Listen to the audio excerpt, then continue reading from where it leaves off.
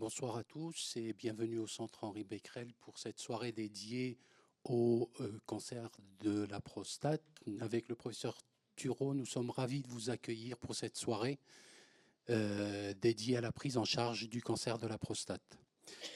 Nous sommes au mois de novembre, c'est un mois dédié à la sensibilisation au cancer masculin, notamment le cancer de la prostate et les testicules. Ce soir, ça sera autour de la prostate avec la prise en charge sur les différents aspects thérapeutiques, à savoir la chirurgie avec ses développements et la robotisation, la radiothérapie avec le développement de l'hypofractionné et de la stéréotaxie, et les traitements systémiques avec notamment l'hormonothérapie, sans oublier bien évidemment le retour à la vie après cancer. Je tenais à vous remercier d'être présents, à remercier notre partenaire, le laboratoire Accor, pour sa participation à cette réunion. Donc dans le programme, donc, la première intervention va être au docteur Surlemont, qui est chirurgien urologue dans le service du professeur Pfister au CHU de Rouen, qui va nous parler de la thématique du dépistage à la chirurgie. Merci au docteur Surlemont d'avoir choisi de nous parler de cette thématique. On passe un micro? Non. Comment je passe les diapos? Et ben là. Ah oui, c'est ça. Alors, j'ai oublié de vous dire que pour les questions, on les réserve à la fin. Comme ça, tous les orateurs pourront répondre à toutes vos questions. Vous m'entendez? J'ai combien de temps? Je me souviens plus. 15 minutes. Oh là.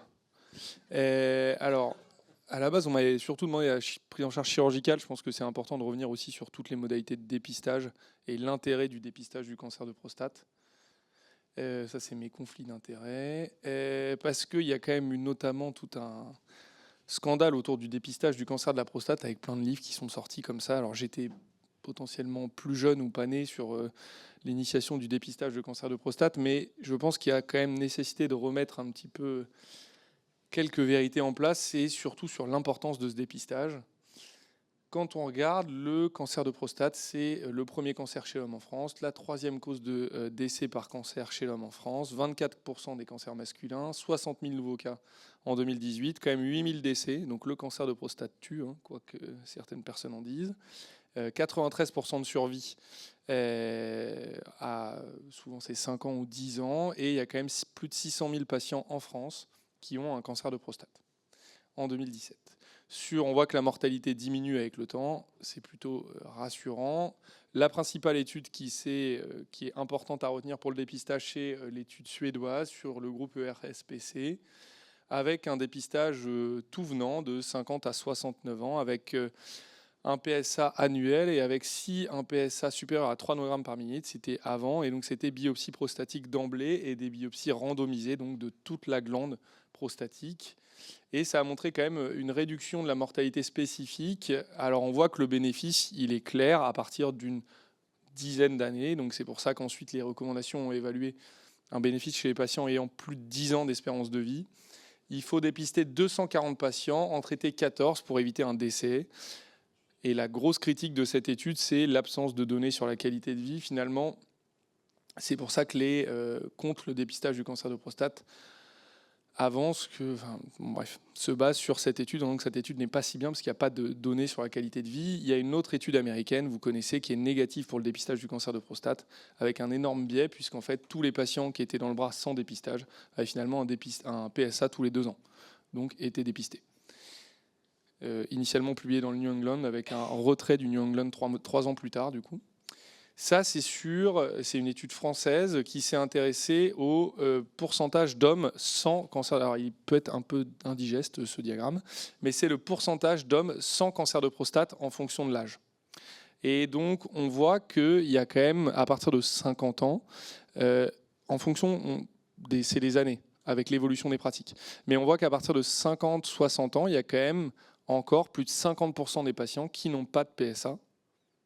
Et ce qui est assez étonnant, c'est qu'on voit qu'il y a quand même des patients entre 80 et 85 ans qui ont toujours des PSA annuels.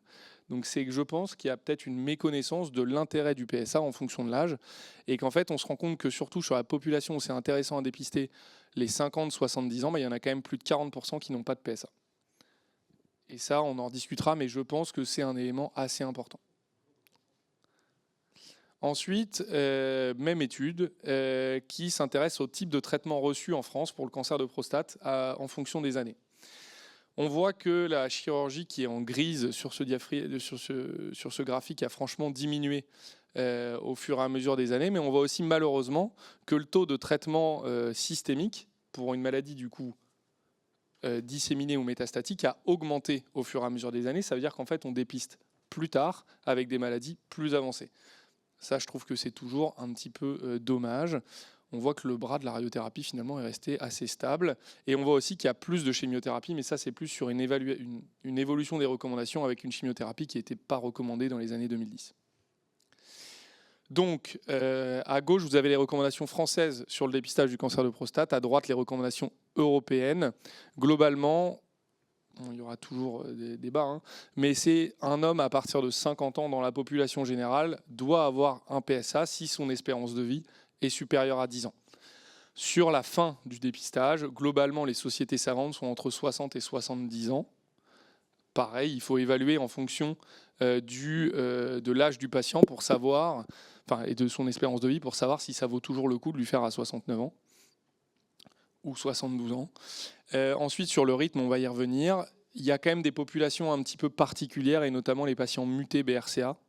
Il faut le savoir, ça, il faut commencer plutôt à 45 ans et être vraiment assez vigilant sur le dépistage du cancer de prostate.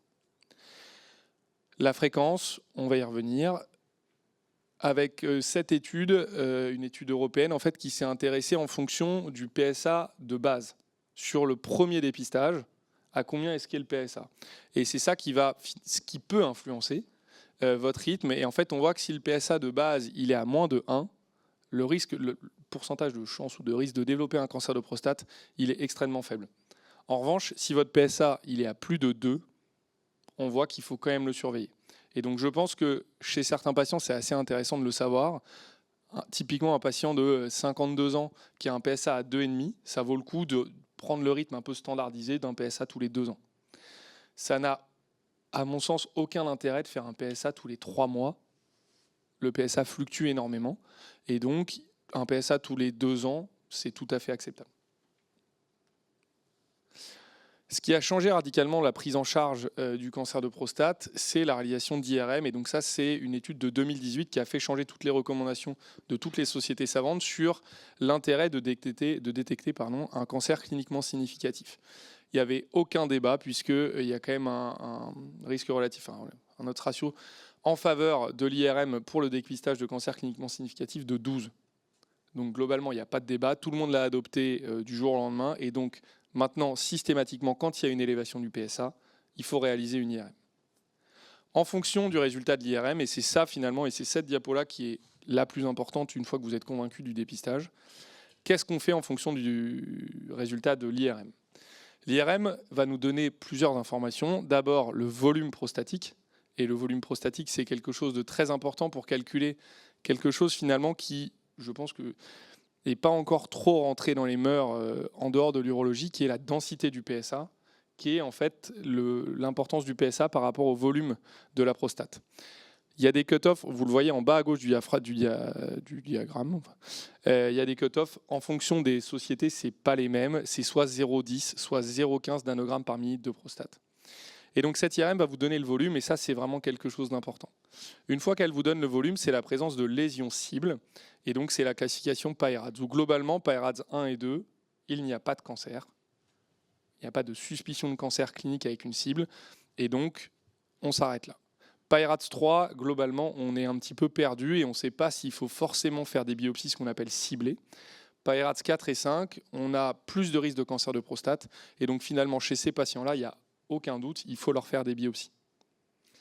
Et donc, maintenant, finalement, vous avez des patients, par exemple, avec un PSA à 6 adressé en consultation, vous lui faites une IRM, il n'y a pas de cible, il a une prostate de 80 ml, donc il a une densité du PSA inférieure à 0,10, et donc il ne faut pas lui faire de biopsie. Donc vous avez déjà diminué le risque de faire un surdiagnostic d'un cancer non cliniquement significatif. Donc ça, c'est important, et je pense pour le cancer de prostate, et notamment pour adresser vos patients pour le dépistage du cancer de prostate, il faut avoir des urologues qui ne courent pas à la biopsie. Si vous avez un urologue qui biopsie tous les patients qui viennent, il y a déjà un gros risque d'augmenter le surdiagnostic. Une fois qu'on a fait la biopsie, pareil, ça a changé aussi dans les années 2020, voire un petit peu avant 2020. Vous verrez que dans les comptes rendus d'Anapat, il n'y a plus le score de Gleason, mais c'est maintenant quasiment exclusivement le score d'ISUP. Avec, je pense que c'est un petit peu plus simple pour la compréhension des patients et pour la compréhension médicale également. C'est 1, 2, 3, 4, 5 en fonction du risque et du degré d'agressivité. Je pense que en cas de cancer, pour vous, ce qu'il doit y avoir dans le compte rendu d'Anapat, ce n'est pas forcément indispensable. Sachez qu'il y a quand même un gros débat, et ça revient dans chaque congrès, c'est est-ce que l'adénocarcinome prostatique ISUP1 est un cancer? C'est chaque année le même débat. Et donc vous verrez, les traitements de ces cancers-là sont quand même un peu particuliers. Le bilan, alors, la classification d'Amico, que vous voyez tout en haut, qui va classifier les patients entre risque faible, risque intermédiaire. Alors on peut rentrer dans intermédiaire faible et intermédiaire élevé, et le risque élevé en fonction du PSA, de l'ISUP et du toucher rectal. Cette classification, il y a pas mal de personnes qui essaient de la remettre en cause parce que ça n'intègre pas l'IRM, ça n'intègre pas la densité du PSA. Toujours est-il que c'est celle qui est pour le moment toujours validée pour la prise en charge. On peut en sortir un petit peu, mais voilà. Ensuite, c'est le bilan d'extension. Le bilan d'extension actuellement, le plus performant, c'est l'imagerie par TEP-PSMA. Globalement, quand vous avez des patients à faible risque ou risque intermédiaire faible, on peut s'en tenir à l'IRM prostatique et pelvienne. Dès que c'est des patients intermédiaires élevés, il y aurait une indication à un TEP scanner au PSMA qui n'est actuellement pas remboursé puisque ça n'a pas l'AMM pour les intermédiaires élevés. Donc théoriquement, c'est toujours scan et scintigraphie. Et ensuite, pour les risques élevés, c'est un TEP scanner au PSMA. Après, la question, c'est est-ce qu'on traite ou on ne traite pas? Alors théoriquement, si vous avez fait un dépistage correct avec un urologue qui s'est arrêté à temps, on ne devrait pas arriver à ce débat-là puisqu'on n'aurait pas la pomme pourrie de droite. Parce que ce patient-là, on ne l'a pas dépisté et donc il n'en est pas là. Après, nous, on a quand même des patients qui nous arrivent où c'est notre question de savoir est-ce qu'on le traite ou est-ce qu'on ne le traite pas. Globalement, il faut avoir les bonnes indications en fonction de l'âge, l'espérance de vie, les antécédents, le choix du patient, ses attentes, parce que tous les patients n'ont pas les mêmes attentes et n'ont pas les mêmes exigences, et les caractéristiques du cancer. Ce que je vous disais, PSA peut entraîner un surdiagnostic avec les biopsies. Maintenant, l'IRM réduit largement ce risque de surdiagnostic. Je ne suis pas rentré dans les détails de schémas de biopsie, mais il y a aussi des schémas de biopsie qui diminuent le risque de surdiagnostic. Et ensuite, entre la biopsie et le traitement, il y a un risque de surtraitement. Ce risque de surtraitement, il est quand même maintenant plus faible avec la surveillance active, qui est, je pense, en France quand même largement adoptée. Il y a des études nationales qui montrent en France que 70 à 75% des urologues font de la surveillance active. Il en reste quand même 25% du coup qui n'en font pas. Aux États-Unis, sur les mêmes études, on est plutôt à 50% d'urologues qui ne font pas de surveillance active. Là, c'est un peu les cohortes historiques du professeur Klotz, qui est un Canadien et qui a sorti cette prise en charge et le concept de surveillance active. C'était vraiment plus de la watchful waiting. Donc en fait, on n'avait pas de prise en charge adaptée, c'était plutôt on regardait ce qui se passait. Et donc il y avait de tout type de cancer, même les ISUP5 et les plus agressifs. Globalement, ce qu'on voit dans la surveillance active, et on va le voir après sur la prise en charge, ça s'adresse surtout aux adénocarcinomes prostatiques ISUP1 et à quelques adénocarcinomes prostatiques ISUP2 quand c'est bien classé et bien codifié initialement en fonction de l'IRM. Dans la surveillance active, il faut systématiquement refaire des biopsies et une IRM à 1 an. Et on voit qu'en fait, pour la sortie de surveillance active, c'est surtout dans la première année, puisqu'en fait, sur la deuxième biopsie, on peut reclasser les gens et restadifier les gens. Et dans ces cas-là, on les sort de surveillance active, et donc c'est la courbe un petit peu rouge que vous voyez. Une fois qu'on les a mis en surveillance active, il y a énormément de patients qui en restent, et on est maintenant sur les études normales, récentes, avec un peu plus de recul et une sélection meilleure des patients à 70% de surveillance active à 5 ans. Donc ça, c'est quand même important. Et en fait, les patients, les médecins, etc., l'acceptent d'autant mieux quand ils ont été surveillés et qu'ils ont gagné 4 ans de qualité de vie sans traitement. Sur les groupes historiques de surveillance active, globalement, on était à 80-90% d'ISUP1, donc de risque faible. Il y a quelques risques intermédiaires et les risques élevés ne rentrent pas, à mon sens, dans l'assurance active, mais plus dans la watchful waiting où on ne s'occupe pas du patient et on vérifie un petit peu comment ça évolue. Et donc la prise en charge de l'assurance active, elle est assez bien codifiée. Donc c'est bilan avant inclusion, PSA, toucher rectal, IRM avant les biopsies et biopsie. Ensuite, on les inclut dans l'assurance active. Et la première année, c'est PSA tous les 6 mois, IRM à 1 an, biopsie de restadification. Si on valide la surveillance active, et bien dans ces cas-là, on est sur un PSA tous les 6 mois, une IRM par an et des biopsies tous les 2 à 3 ans, sauf s'il y a une modification sur l'IRM. Moi, assez volontairement, je ne vous parle pas forcément du toucher rectal. Depuis le début, je pense que vous l'avez vu. Il y a beaucoup de grosses études qui sortent sur l'intérêt du toucher rectal. Typiquement, un patient en surveillance active qui a une IRM par an, c'est lui altérer sa qualité de vie sans apport diagnostique. Donc moi, typiquement, je le fais quand je leur fais les biopsies parce que ça peut être éventuellement intéressant pour le traitement, mais je ne fais pas des touchers rectaux à tous les patients qui rentrent à ma consultation.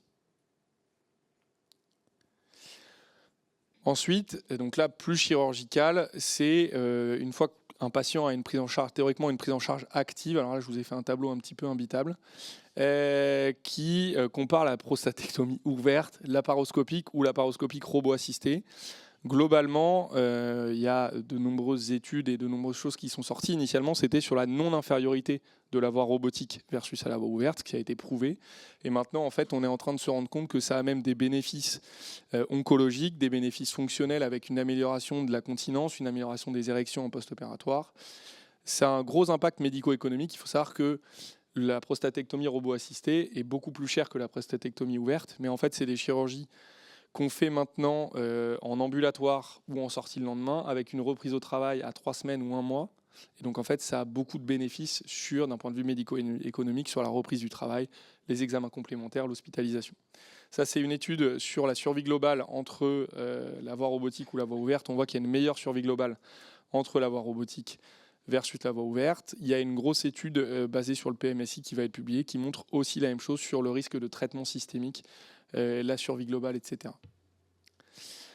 En pratique, qu'est-ce qu'on fait pour un patient qui va être opéré? On lui prescrit de la kiné en préopératoire pour amélioration de la récupération de la continence plus rapidement.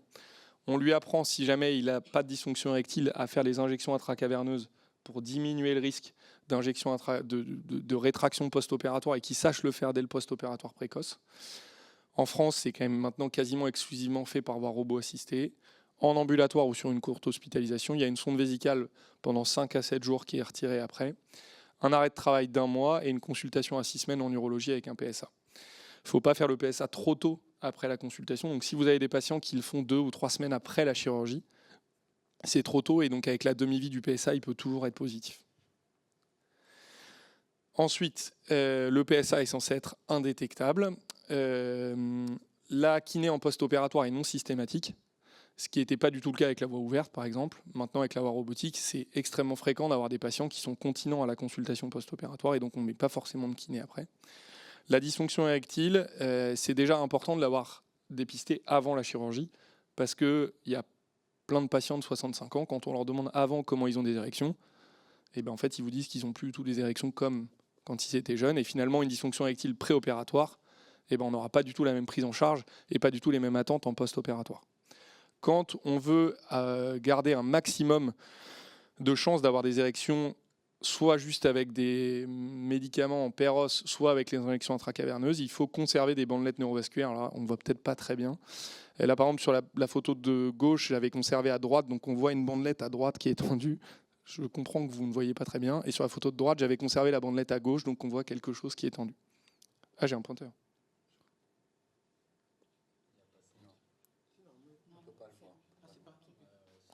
Ah oui, il y a un petit scotch.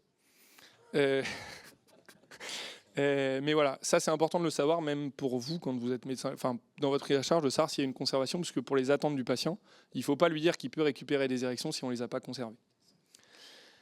Et c'est important qu'il fasse des injections intracaverneuses dès le mois post-opératoire, parce qu'en fait, c'est ce qui évite la rétraction des corps caverneux et qui peut améliorer les récupérations ensuite. C'est important quand on suit des patients qui ont un cancer de prostate de connaître la récidive, parce qu'il y a des chirurgiens qui suivent leurs malades de manière plus ou moins aléatoire. Et donc, en fait, une post-chirurgie, la définition de la récidive biologique, c'est un PSA supérieur à 0,2. Et théoriquement, il faut faire un PSA tous les 6 mois pendant au moins 5 ans. Et après, moi, je passe à un PSA annuel une fois qu'ils ont été opérés, et en fonction, j'adapte. Sur la surveillance, donc c'est ce que je vous dis. Et en pratique, à Rouen, si vous avez un PSA supérieur à 4, puisqu'en France, on a choisi le cut-off de 4, il faut recontrôler le PSA à un mois, vérifier qu'il n'y ait pas d'infection urinaire, vérifier qu'il n'y ait pas de choses comme ça. S'il est toujours élevé supérieur à 4, il faut lui faire une IRM de prostate. Et nous, on les voit en consultation. On a un centre au CHU où en fait on a une infirmière qui est dédiée à ça tous les jours de 8h à 13h et qui reçoit. Et donc en fait, moi je les vois en consultation, j'adapte s'il faut faire ou non une biopsie. Et ensuite on a une coordination qui est plutôt bonne, je pense. Donc ça se passe bien. Voilà. Donc les questions c'est à la fin, c'est ça? Peut-être au fur et à mesure si on sait. Ah oui, comme. Non, je sais pas. Oui, À la fin, ok, on fera toutes les questions à la fin, pardon. Ok. Du coup, on va tout de suite passer à la parole à Maximilien Roger, qui est onco-radiothérapeute au Centre Henri Becquerel. Merci. Hop, c'est un peu dangereux. Alors, donc effectivement, je suis radiothérapeute. Je vais vous présenter forcément la radiothérapie en traitement local. Et donc, on va parler un petit peu pour le moment des indications pour commencer. Donc, la radiothérapie, elle se positionne sur pas mal d'indications dans le cancer de la prostate, puisque on peut traiter le cancer de prostate localisé. Là, vous le voyez à gauche sur une petite lésion intraprostatique, en alternative notamment à la chirurgie. On peut aussi traiter des maladies un petit peu plus localement avancées, notamment si ça dépasse la capsule, comme vous le voyez ici au milieu, ou si ça atteint la vésicule séminale ou également les ganglions, donc souvent avec de l'hormonothérapie dont on va vous parler tout à l'heure. Et ce qui est assez récent aussi, c'est la place de la radiothérapie depuis quelques années de la prostate dans la maladie métastatique qu'on appelle bas volume, c'est-à-dire avec peu de métastases. Donc le profil de toxicité aussi, on voit bien avec l'anatomie qu'on va avoir du mal en fait à irradier correctement la prostate, à détruire le cancer qu'il y a à l'intérieur, en épargnant totalement la vessie et le rectum qui sont complètement collés. Donc là vous voyez des vues sagittales avec un scanner de repérage où on a dessiné la prostate, au-dessus la vessie et en arrière le rectum. Et la visualisation que vous voyez, c'est une visualisation de la dose de rayons qui va être délivrée au patient. Donc là, on voit 65% de la dose. Donc ça veut dire que tout ce qui est coloré, c'est 65% de la dose. Et plus c'est rouge, plus c'est chaud. Donc plus il y a de doses. Et on voit en fait sur ce schéma-là que la vessie et une partie du rectum, sa partie antérieure, reçoit forcément de la dose de rayons. Donc ça veut dire quoi? Ça veut dire que concrètement, le patient il peut avoir des effets secondaires urinaires, des effets secondaires sur le plan digestif, et ce qu'on voit un petit peu moins aussi, c'est les fameuses bandelettes, et donc il peut aussi avoir des effets secondaires sur le plan de la fonction érectile. Donc plus en détail, ça c'est assez intéressant, c'est une étude récente qui a en fait proposé aux patients de remplir tout un tas de questionnaires pendant 24 mois sur sa qualité de vie, donc sur différentes fonctions. En bleu, c'est les patients qui avaient eu une radiothérapie, donc c'est un essai assez récent. Et en rouge, c'est les patients qui avaient eu une prostatectomie. Alors, je n'ai pas le détail effectivement de la voie, mais c'est des données récentes. Et donc là, la première illustration, on voit le décroché, c'est la fonction de la continence urinaire, donc qui est forcément un petit peu moins bonne en chirurgie qu'en radiothérapie. Si on va sur la deuxième figure, là, c'est les questionnaires concernant les symptômes irritatifs, les symptômes obstructifs. Et là, en l'occurrence, la radiothérapie s'en sort un petit peu moins bien que la chirurgie. Sur le plan digestif, Louis vous l'a dit, c'est quand même rare qu'il y ait des complications digestives, sauf complications péropératoires. Donc la radiothérapie en irradiant une partie du rectum, elle, par contre, peut engendrer une baisse de qualité de vie sur ces paramètres. Et au niveau sexuel, la radiothérapie, effectivement, s'en sort également un petit peu mieux que la chirurgie. Donc c'est vraiment des profils. Alors quand on a le choix sur certaines maladies, chirurgie ou radiothérapie, c'est assez intéressant que les patients puissent rencontrer le chirurgien et le radiothérapeute, puisque c'est vraiment un profil de toxicité différent, donc ça dépend vraiment des priorités du patient, ses craintes, et donc il peut après choisir le traitement qui lui convient le mieux. Ce qu'on ne voit pas sur ces diapos, pour être parfaitement honnête en tant que radiothérapeute, c'est les effets tardifs, puisque les slides là, s'arrêtent à 24 mois de suivi. La radiothérapie a le désavantage, contrairement à la chirurgie, de faire des effets tardifs dans le temps, qui peuvent apparaître 5-10 ans après, et qui peuvent là en fait dégrader la qualité de vie avec ce qu'on connaît un petit peu comme rectitradique, les rectoragies, la cystitradique et les hématuries. Donc la radiothérapie, il y a quand même beaucoup d'avancées ces dernières années, donc je vais essayer de vous présenter deux, trois diapos là-dessus. Alors là, c'est un peu technique, mais maintenant que vous êtes familiarisé avec la visualisation de la dose, ça va être un petit peu plus simple. Ce que vous voyez en bas, où il y a marqué 3D CRT, c'est la radiothérapie qu'on appelle 3D, qui est vraiment une technique ancienne que j'ai pas connue, qui avait pour but, en fait, on plaçait la machine dans un axe, et en fait, il y avait un couloir de dose. Donc on voit là, il y a 4 axes, et ça fait un joli carré rouge. Donc là, c'est la dose maximale de traitement. Donc la prostate est dedans, tout va bien. Par contre, on a le rectum qui est également dedans. Donc ça a expliqué aussi pas mal d'effets secondaires que les patients pouvaient ressentir. Les 2 grosses évolutions de la radiothérapie, donc à partir de 2005 et 2010, c'est en fait l'IMRT et le VMAT que vous voyez là. Grosso modo, là, on a la machine qui va tourner autour du patient avec une multiplication des portes d'entrée. Donc, vous voyez cette dose un petit peu bleue tout autour du patient. Et tous ces rayons, donc, on va dire faibles individuellement, vont se concentrer au niveau de la cible étant la prostate. Et on voit bien, alors peut-être un petit peu moins pour ceux qui sont dans la salle, mais le rectum est moins rouge qu'en 3D, donc il va recevoir moins de doses. Et donc, en fait, il y a une corrélation forcément entre la dose reçue et les effets secondaires. La dernière technique en date, vous en avez peut-être entendu également parler, c'est la radiothérapie stéréotaxique. Alors là, c'est vraiment, on pousse un petit peu au paroxysme la balistique, et on arrive en fait avec une irradiation comme ça circonférentielle à avoir un gradient de dose encore plus important, c'est-à-dire à avoir une dose très importante au niveau de la prostate et réduire de manière très significative la dose là en arrière au niveau du rectum notamment. Alors, concomitamment aux avancées balistiques, en fait, on a réduit le nombre de séances. Donc, on a encore des patients pour lesquels on fait 37-40 séances parce que c'est le traitement historique. On sait que ça marche bien, on a un énorme recul dessus. Mais on a quand même pas mal de données qui ont commencé à sortir en 2016-2017, qui ont comparé ce schéma historique à un schéma en 20 séances. Donc, on est toujours un petit peu frileux au début puisque, comme je vous ai dit, la radiothérapie donne des effets assez tardifs dans le temps. Donc, on se donne un petit peu de recul. Là, ça fait à peu près 10 ans et il semblerait quand même qu'on peut dire sans crainte que 20 séances, ça semble être aussi bien en termes d'efficacité et aussi bien en termes d'effets secondaires, donc il n'y en a pas plus. Alors, on divise par 2 le nombre de séances, mais c'est compensé en fait par une augmentation de la dose au sein de la séance, et on peut se permettre de faire ça puisque grâce aux nouvelles techniques, on va protéger au maximum donc, le rectum et la vessie. Et alors là, encore plus récemment, donc 2021-2024, premier article en 7 séances, puis plus récemment en 5 séances. Donc là, c'est la radiothérapie stéréotaxique en l'occurrence. Donc de 40 à 5 séances, c'est assez significatif quand même pour les patients.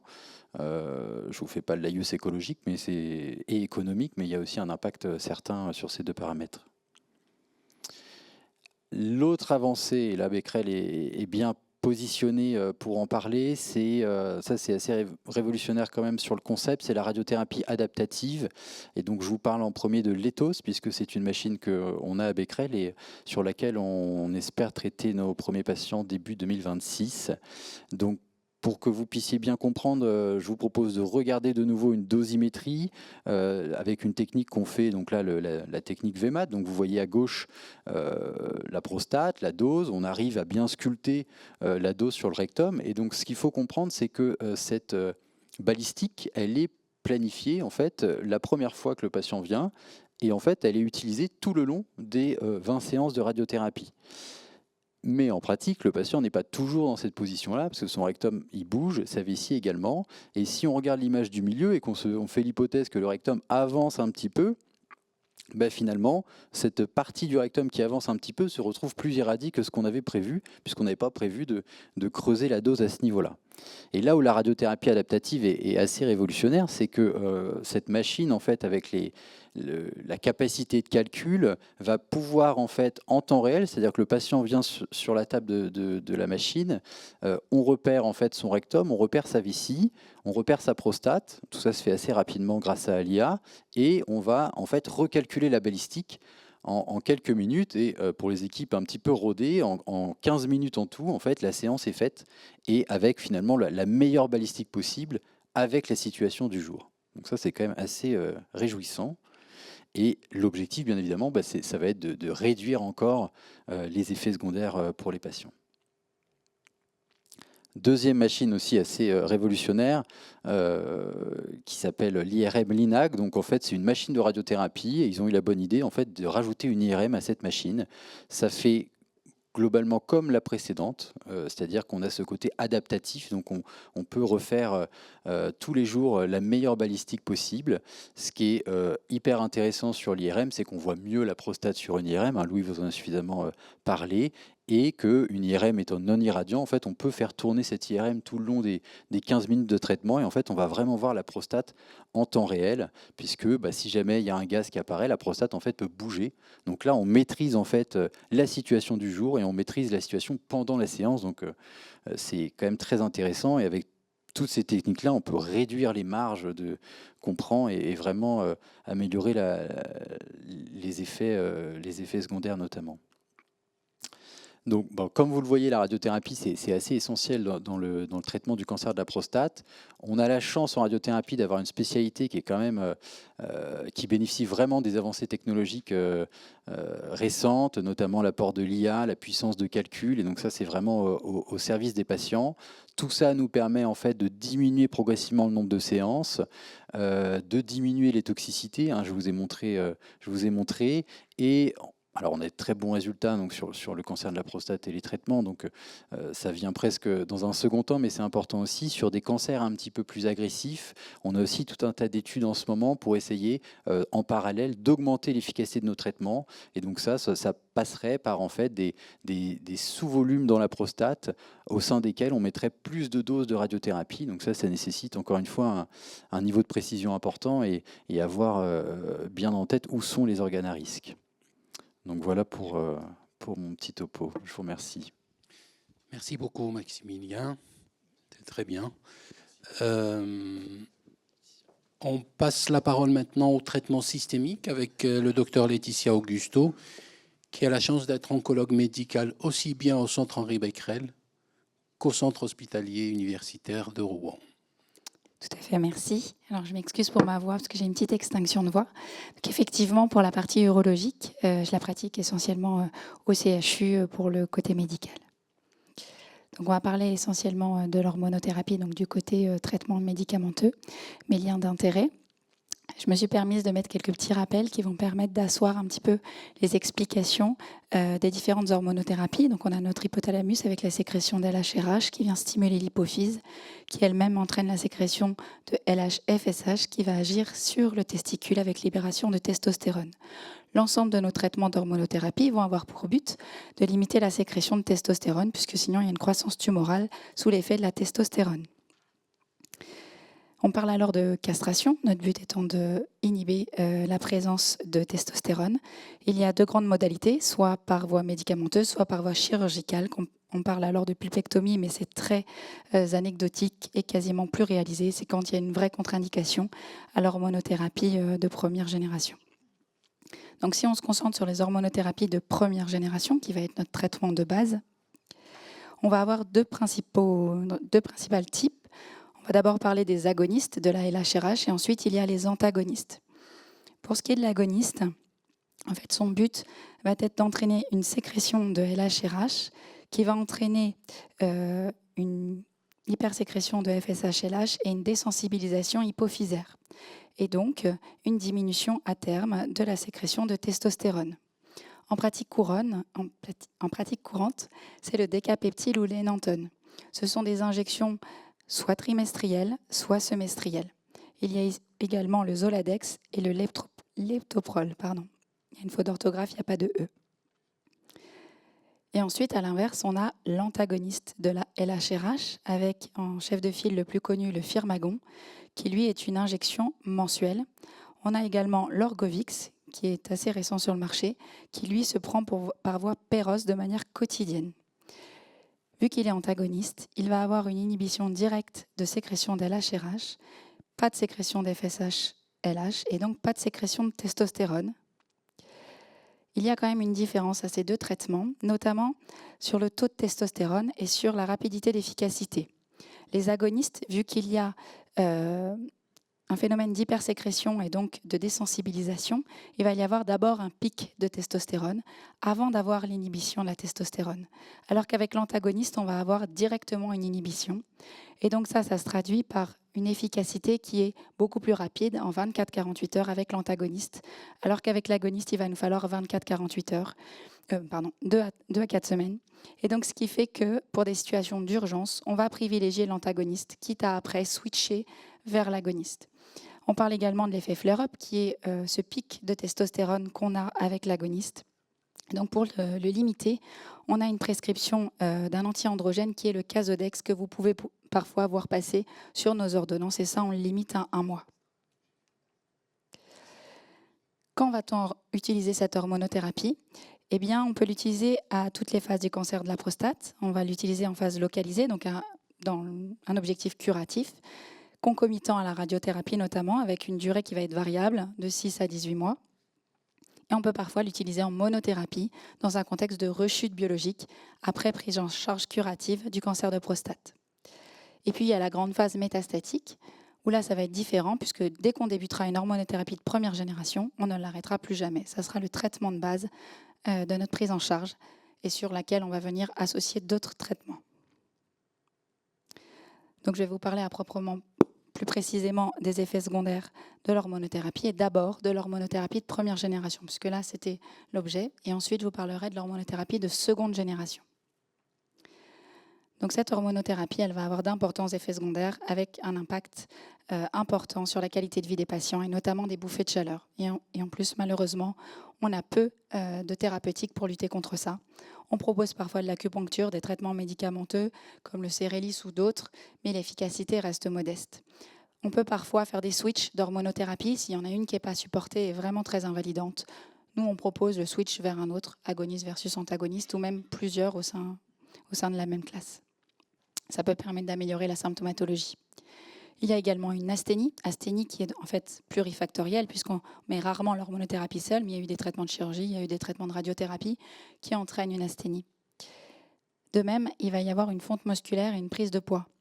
Et donc, tout ça, ça favorise également, c'est tout un ensemble, l'asthénie.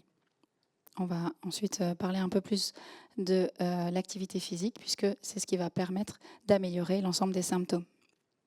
Et puis enfin, comme Maximilien et Louis nous en ont parlé, il y a d'importants troubles sexuels qui ne vont pas être liés que à l'hormonothérapie, mais l'hormonothérapie ne va faire qu'aggraver la situation chez des patients qui déjà avaient des dysfonctions sexuelles, qui vont être de deux types. Alors pour l'hormono, pas pour les autres traitements, on va avoir quasiment tout le temps une diminution de la libido et en parallèle une dysfonction érectile qui va pouvoir être prise en charge soit par des thérapeutiques orales, soit par des gels intracaverneux ou des injections.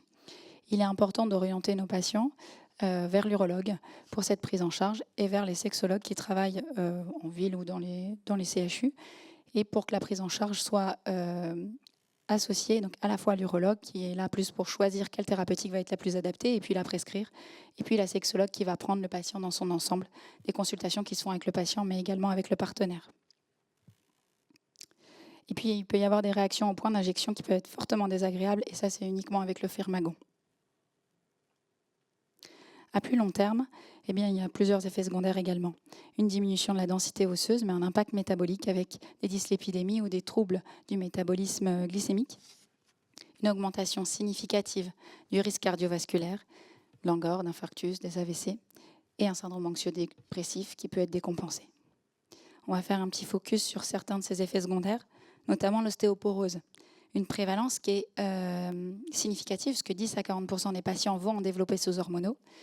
Et cette prévalence va augmenter avec l'âge, ce qui est assez logique, et la durée du traitement. On peut avoir jusqu'à 80% de présence d'ostéoporose après plus de 10 ans d'exposition.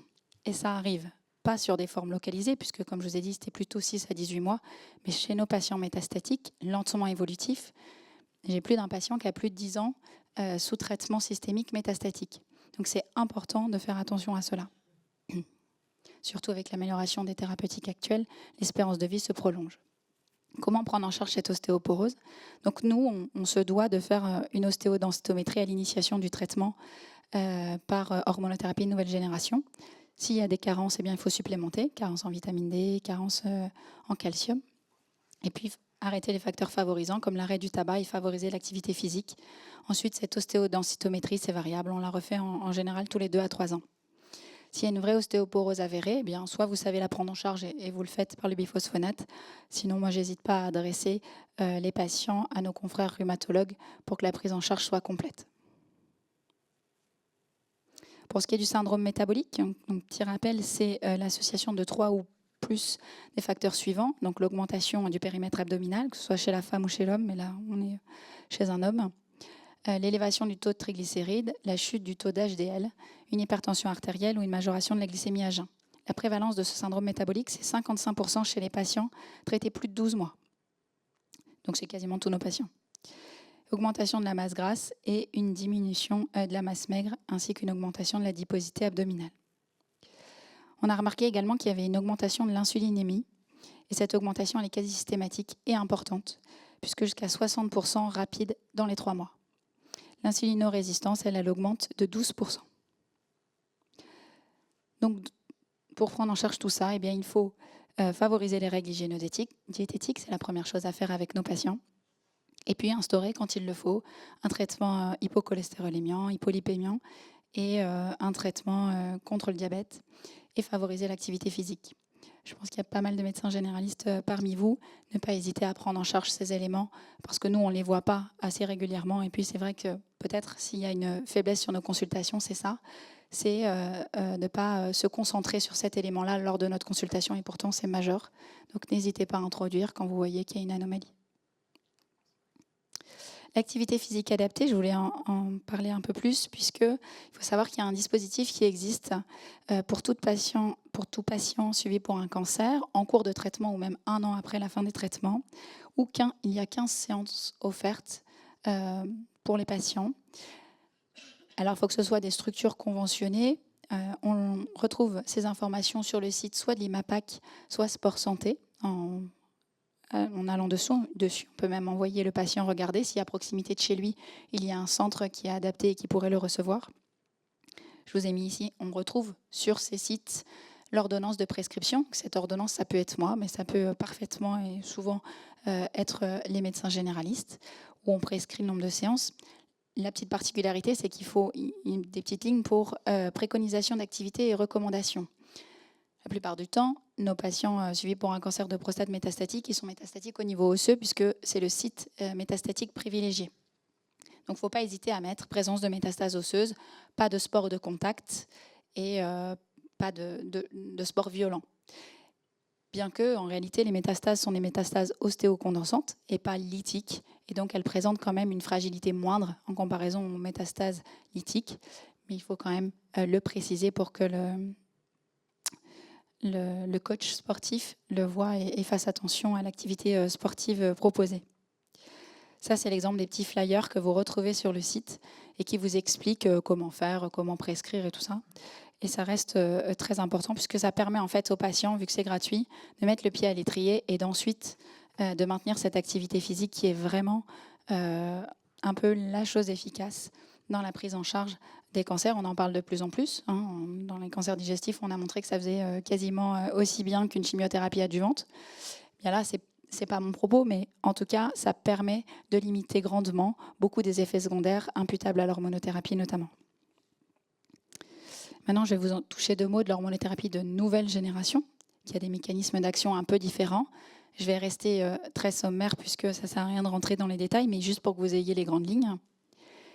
On les différencie également en 2 catégories. La première catégorie, il est tout seul, c'est l'acétate d'abiraterone ou Zytiga ou Ibiron. Et lui, il va inhiber la synthèse des androgènes surrénaliens. En parallèle, on a un autre groupe qui est le groupe des amides qui en fait est, alors vous l'avez sûrement déjà croisé en ville, hein, Xtandi, Erleada ou Nubeqa. Et lui, il cible directement les récepteurs aux androgènes. Alors comment on choisit entre l'un et l'autre? Ça, c'est notre tambouille. Retenez qu'en gros, ils sont équivalents.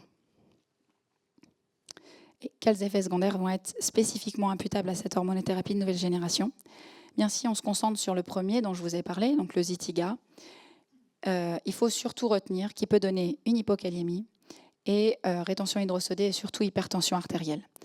Donc, nous, on voit les patients à l'initiation du traitement, on évalue le risque cardiovasculaire. S'il y a un risque cardiovasculaire, on fait passer un bilan cardiaque avant l'initiation du traitement. Et ensuite, on se doit de voir les patients tous les 15 jours avec un bilan biologique les 3 premiers mois. Après, on allège la surveillance. En général, on passe tous les 3 mois. Mais les 3 premiers mois, c'est très important. Pourquoi? Parce que les hypokaliémies, ce n'est pas si rare et ça entraîne un risque vital. Donc, il faut vraiment surveiller ça. Et l'HTA, il faut la prendre en compte. Pareil, une hypertension artérielle non équilibrée, on n'est pas censé initier un traitement par Zytiga, on doit d'abord équilibrer la tension. Il y a plein d'autres effets secondaires qui peuvent y être imputables. Je ne vais pas tous les citer puisque les principaux sont là quand même. Et les autres, je vous indiquerai un peu les ressources sur lesquelles on peut les trouver.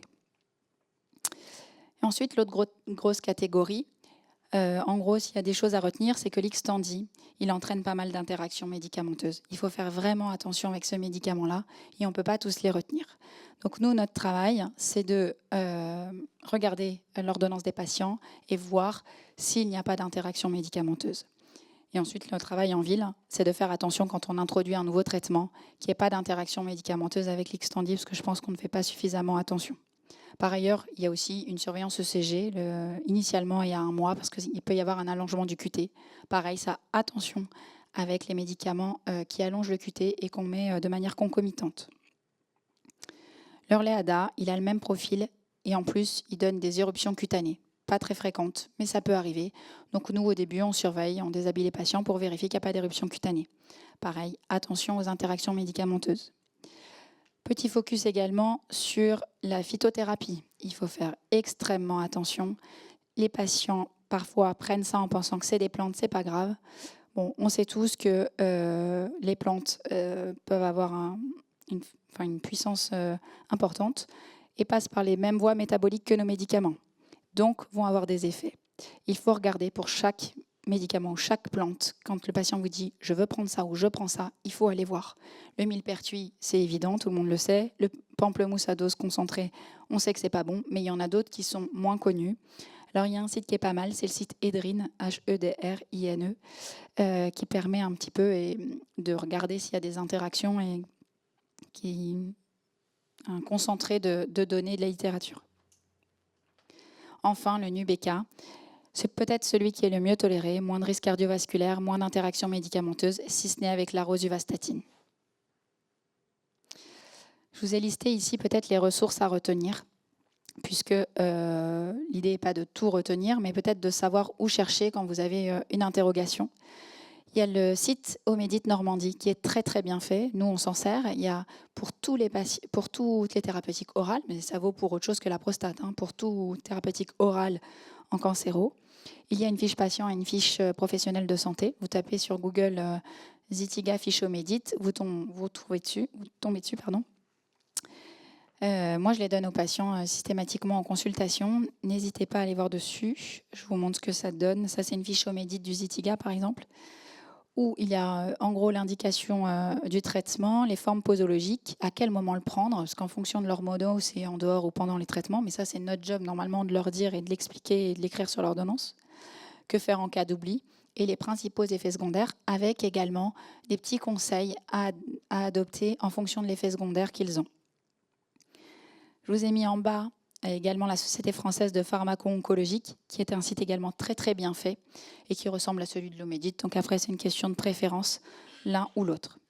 Et puis enfin, sur la gestion des toxicités, le Tessitox, c'est quelque chose qui est vieux, qui a 10 ans, mais qui reste très très bien fait.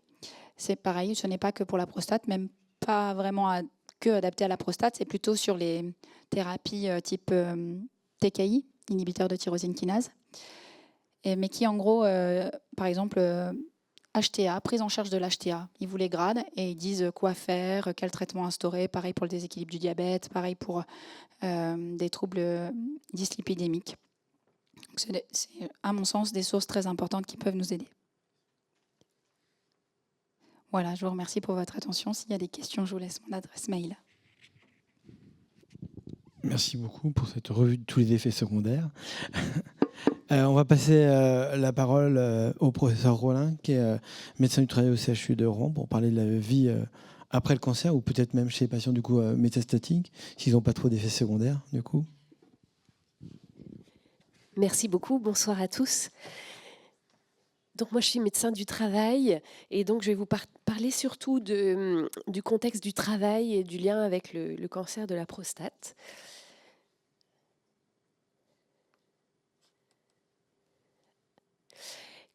Et on va faire deux parties. Un premier lien qui va être le maintien dans l'emploi, c'est-à-dire un patient qui aurait un cancer de la prostate, dans quelle mesure il peut retourner au travail, quels sont les principaux points à voir, et dans l'autre sens, à quel point le travail peut, à l'heure actuelle, provoquer le cancer de la prostate. On va commencer donc par le maintien dans l'emploi. Un petit peu d'épidémiologie avec ce que nous, on voit en tant que médecin du travail. Il y a deux choses qui sont importantes pour qu'on voit quelqu'un au retour au travail qui a un cancer. C'est premièrement l'âge de survenue du cancer. On sait que, par exemple, le cancer de la prostate, l'âge médian, c'est 69 ans. Donc, c'est plutôt après la période de travail. Contrairement aux autres cancers, on voit beaucoup plus de femmes avec un cancer du sein qui vont reprendre le travail. Le cancer de la prostate, c'est quand même moins notre expérience quotidienne. Le deuxième facteur important, c'est la survie à 5 ans. Pour voir des personnes au retour au travail, il faut que la survie soit importante. Et là, pour le cancer de la prostate, c'est le cas. Donc statistiquement, ce qu'on peut retenir, c'est que la problématique du maintien dans l'emploi des hommes atteints de cancer de la prostate est moins fréquente et on a beaucoup moins de données, par exemple, que chez la femme, qui est vraiment le modèle qui est utilisé pour étudier les facteurs de risque ou les facteurs de retour au travail. Je vous montre ce résultat-là qui est plutôt chez les femmes qui ont un cancer du sein pour vous dire les a priori qu'on peut avoir quand on se dit le patient que j'ai en face de moi veut retourner au travail, pour quelles raisons. Vous avez les motifs qui sont vus par les cancérologues. C'est une étude qui est un petit peu ancienne et donc on a un a priori en se disant que s'il retourne au travail, c'est pour des obligations financières, alors que vous voyez que pour les patients, c'est plutôt avoir une vie normale et les obligations financières sont derrière. Les séquelles déclarées à 5 ans, je vous montre les résultats de l'étude VICAN 5, où vous avez toute localisation confondue de cancer sur la gauche. 5 ans plus tard, on a par exemple l'asthénie qui est présente chez un patient sur 2, des douleurs chroniques pour 73% des patients, des troubles de l'attention, des troubles de la mémoire qui sont présents, ça n'est pas négligeable. Tout ça, c'est pour vous dire que ce sont des séquelles à long terme. Les études actuelles montrent 5 ans, mais les études internationales vont jusqu'à 10 ans, 15 ans, et on n'a pas tellement de baisse, même si on en a un petit peu. C'est quand même des symptômes qui perdurent. Alors, premièrement, c'est des symptômes et pas forcément des signes cliniques. C'est des difficultés durables et souvent, c'est peu anticipé par le patient. Je vous ai mis sur la colonne de droite les chiffres que l'on a dans cette étude VICAN 5 pour les hommes. Et puis quand ils étaient présentés, les chiffres pour le cancer de la prostate. Alors on a l'impression que pour le cancer de la prostate, l'asthénie, les douleurs sont quand même moins fréquentes que pour les autres cancers. Donc ça, c'est plutôt intéressant. En revanche, quand on regarde l'attention, les troubles de la mémoire, c'est à peu près le même pourcentage que dans les autres cancers. Et ce qui est intéressant, et vraiment à noter, c'est que 53% de ces personnes-là n'en ont jamais parlé avec leur médecin.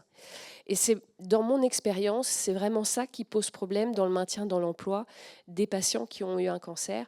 C'est moins les séquelles physiques, les troubles urinaires, etc., auxquels on va penser.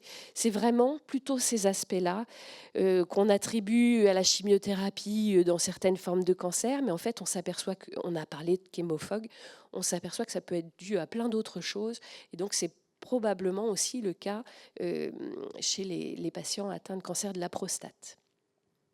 Et voyez que sur les troubles anxieux et les troubles dépressifs, on a quand même des pourcentages qui ne sont pas négligeables aussi.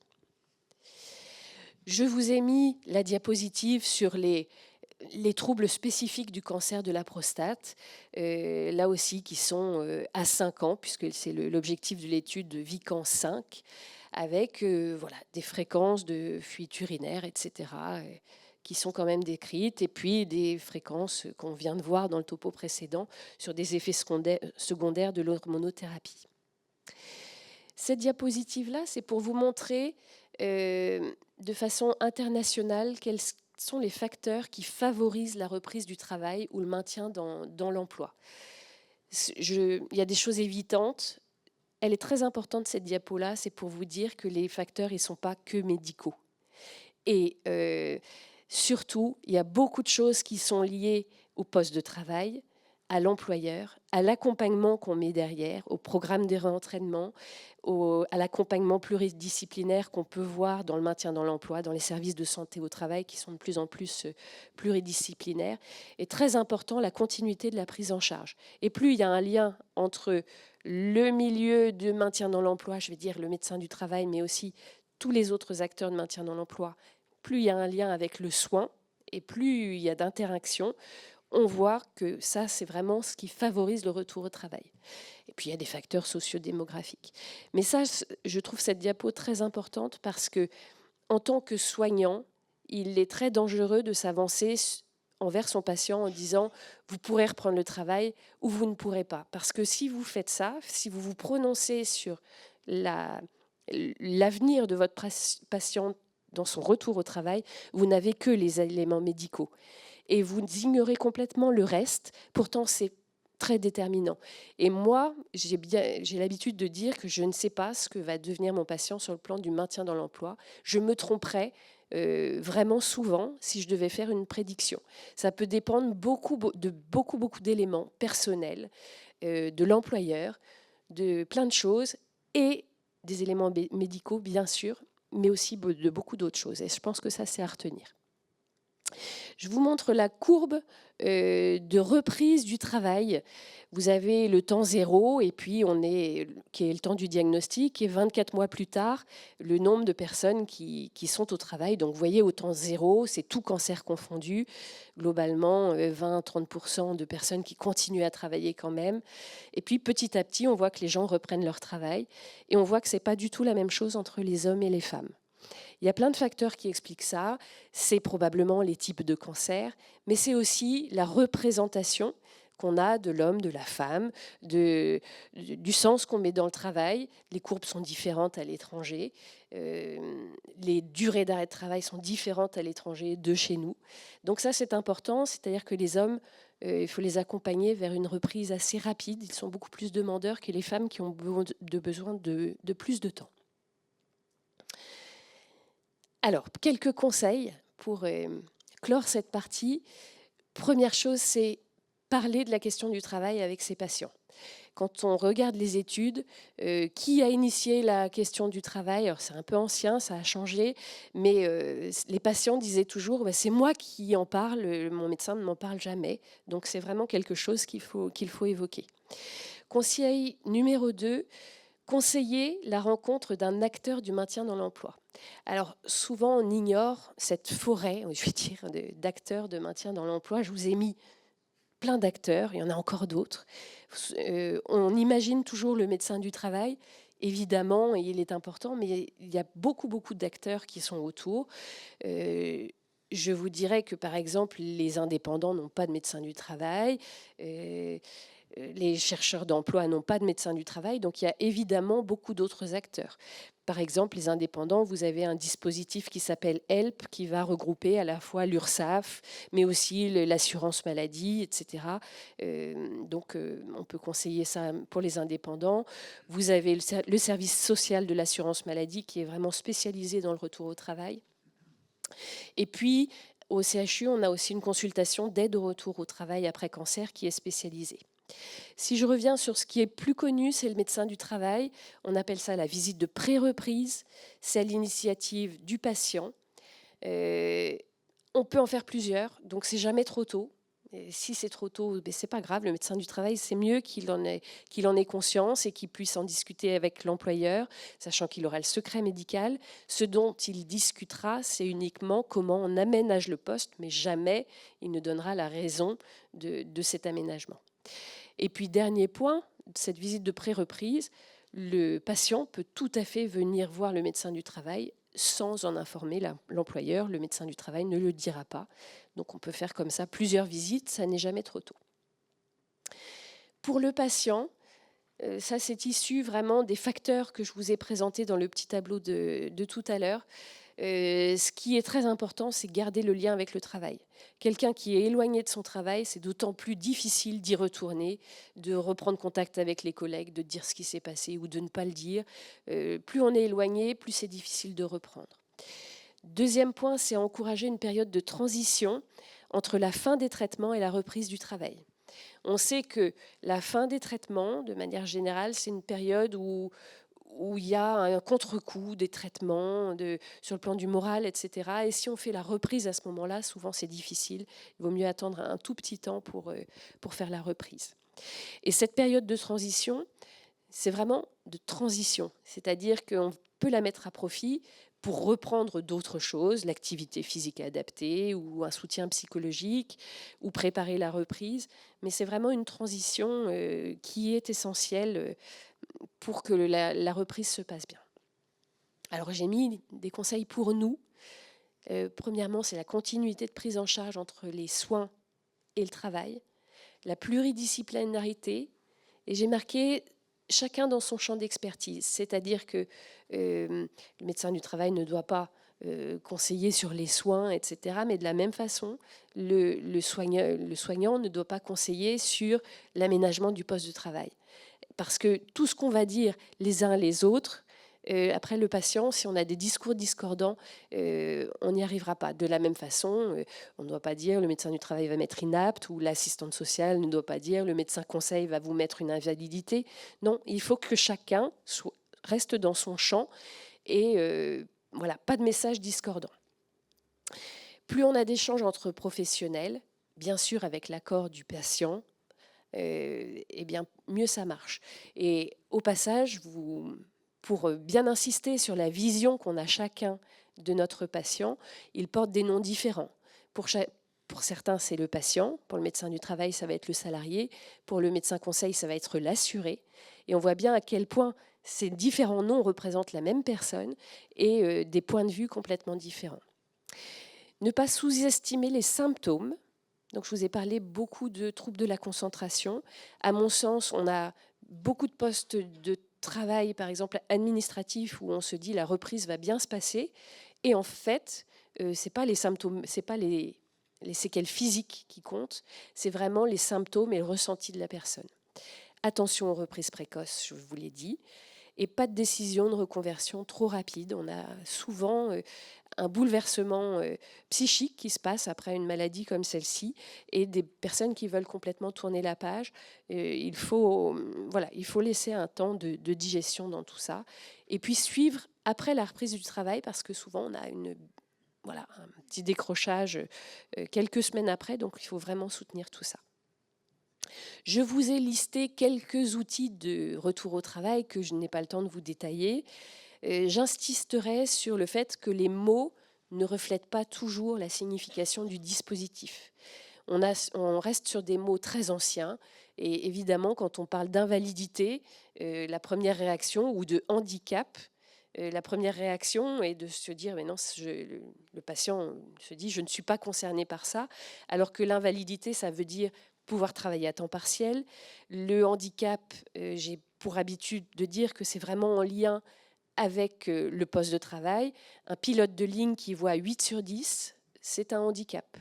Une secrétaire qui voit à 8 sur 10, ce n'est pas un handicap. Voilà.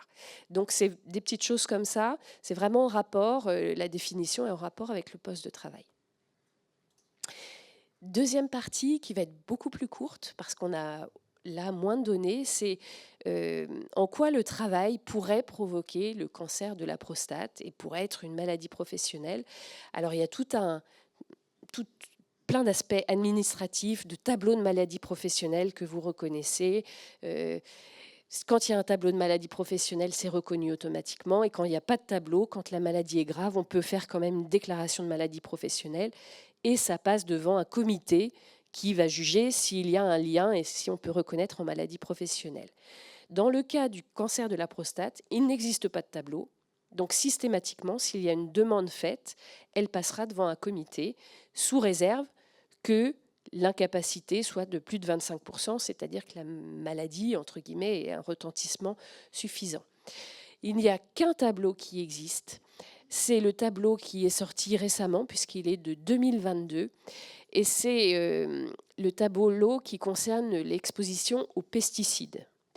Donc, je vous rappelle, les tableaux de maladies professionnelles résultent d'un accord entre les représentants des employeurs et les représentants des salariés.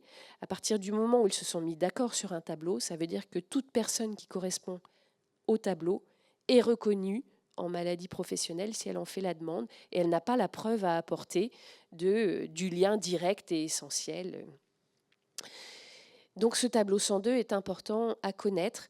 Les pesticides, on pense souvent en fait dans les champs, etc. Mais ça peut être beaucoup plus près de nous que ça. La contamination se fait plus par voie cutanée que par voie respiratoire. Et donc, par exemple, il y a des cas chez les fleuristes d'exposition aux pesticides, les fleuristes ayant des fleurs qui viennent de l'étranger, avec des produits qui peuvent être interdits chez nous, mais qui sont présents dans les plantes. Et puis, il y a beaucoup vous avez entendu, c'est les actualités sur la chlordécone, etc. Et puis, pensons aussi aux pesticides qui peuvent être fabriqués en industrie. Et vous avez des salariés ici dans la région qui fabriquent des pesticides et qui peuvent être exposés, notamment par voie cutanée. Deuxième grande cause suspectée, c'est les cancers hormonodépendants d'une façon générale et le travail de nuit. Je vous ai mis ici la monographie de l'IARC, donc du Centre international de recherche contre le cancer, qui suspecte fortement un lien entre le travail de nuit avec le cancer du sein, le cancer de la prostate, du côlon et du rectum. Tout ça fonctionne par une modification des cycles hormonaux, etc., du travail de nuit. Mais c'est encore très discuté, mais il y a quand même des études là-dessus. En conclusion, sur le retour au travail, c'est souvent simple, parfois c'est plus complexe. Il y a plusieurs conditions pour réussir, et donc ce n'est pas que médical. La prise en charge doit être pluridisciplinaire, doit être préparée. L'évolutivité de la pathologie n'est pas une contre-indication à la reprise, bien évidemment. Et puis il y a plein d'aspects sur aussi le retentissement sur le travail des aidants de ces personnes qui ont un cancer, mais que je n'ai pas abordé ce soir. Et le travail comme cause de cancer de la prostate, c'est évidemment un champ de recherche très important. Merci beaucoup Laetitia. Mais du coup, on a fini les quatre. On a fini les quatre topos principaux. La question, c'est maintenant si vous avez des questions spécifiques sur les différentes présentations qu'il y a eu. Est-ce qu'il y a des questions dans la salle ? Nos collègues qui sont connectés en distanciel peuvent aussi poser les questions par le chat s'ils le souhaitent. Il y a une question, ouais. L'échographie maintenant dans la prostate, on n'en parle plus. Alors c'est encore beaucoup prescrit, hein, voilà. Mais non, c'est pour le dépistage en tant que tel, en cas d'évasion du PSA, non, ça n'a pas d'intérêt. Alors c'est un facteur de risque, enfin c'est un facteur aggravant s'il y a une cible à l'échographie, mais non, c'est IRM d'emblée.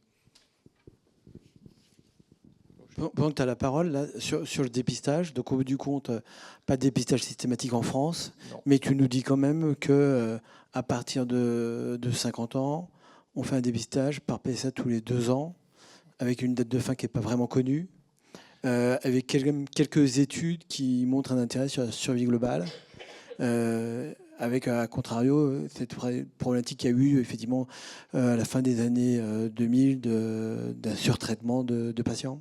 Je pense que c'est important, à mon sens. En fait, c'est juste que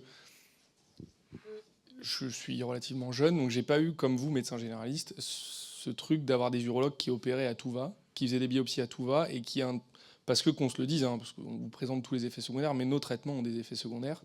Et c'est nous qui gérons nos effets secondaires, mais vous aussi, en fait, au quotidien. Et en fait, je comprends qu'il y ait eu certains médecins traitants qui aient eu ce truc de se dire, bon, bah, je mets moins de PSA parce qu'en fait, on opère des gens qui ne seraient jamais décédés de ces éventuels cancers. A contrario, moi, je suis du côté où je me retrouve avec des patients de 55 ans ou 58 ans qui ont un PSA à 25 et qui me disent, bah, en fait, mon médecin traitant refuse de me faire un PSA parce que voilà, et ils sont métastatiques à 55 ans.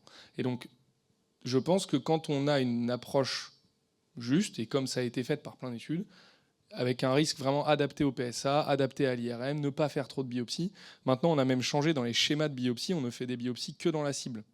Il y a encore des gens qui font des biopsies un peu partout dans la prostate, et donc du coup, on surdiagnostique. Maintenant, en fait, on fait de plus en plus des biopsies que dans la cible, ce qui permet vraiment de ne pas surdiagnostiquer et de ne pas surtraiter derrière. Et donc, je pense vraiment que chez un patient en bon état général, avec vraiment une espérance de vie de plus de 10 ans, il faut faire un PSA sans trop de débat. Et même les études récentes, et il y en a encore qui sortent, montrent que c'est un vrai intérêt. Vraiment, le point un peu de crispation, c'est le toucher rectal, je trouve. Parce que en médecine générale, ça me choque objectivement pas que vous n'en fassiez pas. C'est un examen qui est... Alors, il y a un gros New England qui est sorti disant qu'il n'y avait pas d'intérêt dans le toucher rectal. Nous, ça nous choque de mettre des patients au bloc, par exemple, pour une hypertrophie bénigne de prostate sans toucher rectal. Parce qu'il y a des patients avec un PSA à 2 qui peuvent avoir un cancer de prostate, notamment les très indifférenciés ou les choses comme ça. Et nous, urologues, je trouve ça choquant de ne pas le faire avant d'opérer quelqu'un pour quelque chose qui n'est pas un cancer. Vous, en médecine générale, en fait, c'est tellement difficile de toucher rectal. Et même moi, urologue qui en fait beaucoup, c'est un examen qui est difficile et je ne sens pas toujours, alors que quelque chose peut avoir été senti. Et en revanche, il y a beaucoup d'études qui sortent sur l'impact sur le patient du toucher rectal. Alors, il y en a certains qui sont déçus quand je ne le refais pas, mais il y en a quand même des... Ah, j'ai pas mon toucher rectal. Mais sur les autres trucs, non. Non, mais c'est intéressant cette remise en cause du dépistage qui a eu lieu il y a une quinzaine d'années. Aujourd'hui en France, on n'oserait pas remettre en cause le dépistage du cancer du sein. Au contraire, on a une politique de dire il faut du dépistage et on essaie d'augmenter le taux de femmes qui vont avoir un dépistage par mammographie tous les 2 ans. Or, pour autant, toutes les dernières études sur le dépistage systématique du cancer du sein, elles sont négatives. Il y a 2 très grosses études en 2023-2024 qui sont négatives et qui montrent que le dépistage n'améliore pas la survie globale des patientes.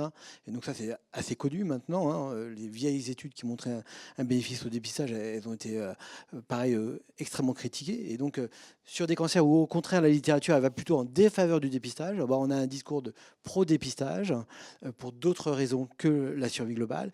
Et pour le cancer de la prostate, c'est vrai que ça a été trop décrié probablement. Et on a probablement trop oublié le PSA. Donc c'est important de le rappeler, je pense. C'est un message important de la soirée. Mais aussi à cause des urologues. Je vous remets en cause aussi là-dessus. Moi, j'ai une question au docteur Augusto. Le docteur Sur-le-Monde nous a dit dans la partie dépistage qu'il y avait certaines formes génétiques qu'il fallait dépister beaucoup plus tôt. Quelle est cette population et est-ce qu'il y a un impact thérapeutique de ce dépistage précoce ? Alors l'impact thérapeutique, oui, mais uniquement en phase métastatique. Il y a ce qu'on appelle les inhibiteurs de PARP, qui sont des inhibiteurs de la recombinaison homologue. Donc oui, nous en pratique, chez les patients métastatiques qui portent une mutation BRCA, la plupart c'est BRCA, il n'y a pas le B2 également, mais c'est BRCA pour la grande majorité. C'est la même mutation que dans le cancer du sein, c'est le même spectre. Donc oui, il y a par exemple l'olaparib. Pour ce qui est des critères de diagnostic, effectivement, c'est essentiellement basé sur l'âge au diagnostic. Tout patient, nous, qui arrive avec un cancer de prostate de moins de 50 ans, on l'adresse systématiquement en génétique.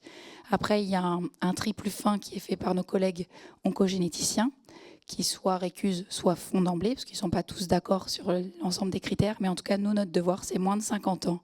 C'est d'adresser les patients en consultation oncogénétique. Par ailleurs, ce qui doit nous mettre la puce à l'oreille, c'est les antécédents. Donc, nous, on fait en permanence les antécédents familiaux des patients. Et dès qu'il y a... alors, un antécédent, ça ne suffit pas, mais 2, 3 antécédents, et qui plus est à des âges jeunes, doit également faire adresser en consultation oncogénétique. Les antécédents, c'est les cancers de prostate, mais c'est également les cancers du sein, de l'ovaire et du pancréas. Tout ça, c'est le même spectre. Et donc, vous pouvez adresser au CHU. Il y a la consultation d'oncogénétique. Pareil, si vous cherchez les coordonnées, vous tapez CHU, oncogénétique Rouen. On tombe tout de suite sur la page avec le numéro auquel on peut appeler. Merci. D'autres questions dans la salle? J'ai encore une question sur le dépistage. Moi. Un patient de 50 ans, on lui fait un PSA, il a un PSA à 1, donc on surveille tous les 2 ans, donc son taux de PSA augmente un petit peu normalement. Donc à partir de quel moment on va lui faire une IRM? Quand il passe 2? Non, alors là, ça pour le coup, c'est beaucoup plus débattu à quel moment. Arbitrairement, la France a choisi 4 pour faire l'IRM. Moi, il y a plusieurs patients que je suis où j'avoue que je suis un peu la cinétique du PSA. Et en dessous de 3, ça a quand même montré que l'IRM avait un taux de dépistage quand même moins bon. Mais en dessous de 3, vous êtes quand même plutôt rassurant. Quand ça passe les 3, vous pouvez y aller quand vous avez quand même une cinétique plutôt ascendante. Quand vous parlez de PSA indétectable, Ouais. c'est le taux de 0,00. Alors c'est ça. inférieur à 0,03 ou inférieur à 0,01 en fonction des laboratoires. Et nous, en post-opératoire, théoriquement, c'est censé être à ça. Il y a certains post-opératoires où c'est à 0,06 ou des choses comme ça. Nous, ce qu'on préconise plutôt en post-opératoire, c'est toujours aux patients de le faire dans le même labo pour qu'il n'y ait pas trop de variabilité entre les labos. Parce que, je vous avoue, je ne sais pas, mais ça peut arriver qu'il y ait un patient qui est 0,02 dans un labo, il fait la prise de sang le lendemain dans un autre labo et il a 0,08. Donc ça perd un peu le puff. Donc moi, c'est plutôt de faire dans un peu le même laboratoire et c'est plutôt théoriquement ce taux de inférieur à. Une question par rapport aux patients prédisposés. Quel est votre avis au regard de l'IRM systématique chez ces patients-là? Je me doutais que tu allais me le demander. C'est difficile. Après, on a un taux de détection des patients BRCA mutés qui n'est pas exceptionnel, donc c'est un peu difficile, je pense.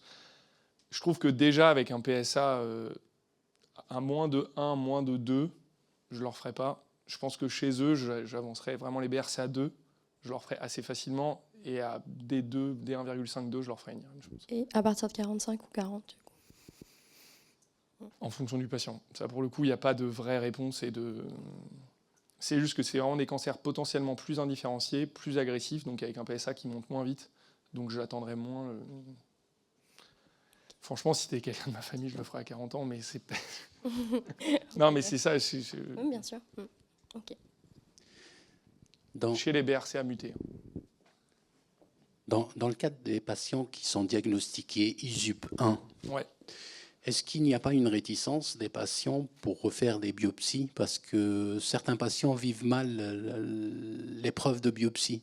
Alors, les biopsies, il y a pas mal d'études qui le montrent, c'est très opérateur dépendant.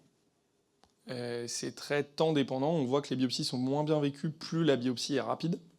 Enfin, plus le temps de procédure est rapide. Donc moins l'anesthésie est... Enfin voilà. Quand on prend le temps, quand on... en fait, ils ont plus ce risque de stimuler le cancer avec les biopsies. Dans leur tête, ils se disent, mais plus je fais de biopsies, est-ce que ça stimule pas plus le cancer éventuellement? La réticence à refaire des biopsies, une fois que c'est bien exprimé clairement, alors je ne vais pas dire qu'ils sont hyper contents de venir faire leur biopsie, mais globalement, ça se passe bien.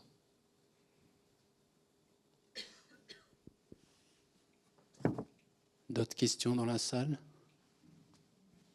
Moi, j'en ai pour Maximilien. À quel patient on peut proposer un traitement extrêmement court, comme tu l'as dit, en 5 à 7 fractions, donc la radiothérapie stéréotactique? Est-ce que tous les patients qui ont la radiothérapie pour un cancer de la prostate peuvent en bénéficier?